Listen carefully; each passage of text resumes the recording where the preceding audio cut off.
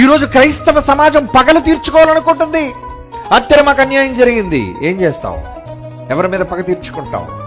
ప్రభుత్వాల మీద పగ తీర్చుకుంటావా? వద్దర్రా. వ్యక్తుల మీద పగలు సాధిస్తారా? వద్దర్రా. మనకు పగలొద్దు, ద్వేషాలు వద్దు.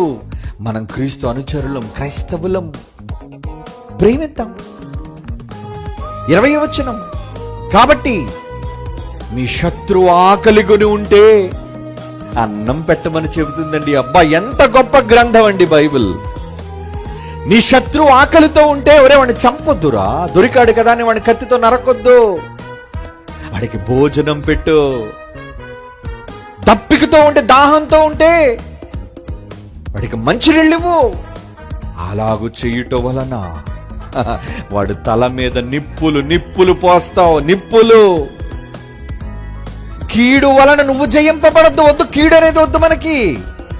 మేలు చేత కీడును జయించండి అంటున్నాడు. చూడండి, దేని చేత దేన్ని జయిస్తారు చెప్పండి? మీరు కూడా వాళ్ళలా కీడు చేస్తారా? చెయ్యకూడదండి, చెయ్యలేం మనం. కీడు చేత జయించబడద్దు. ఏమండి?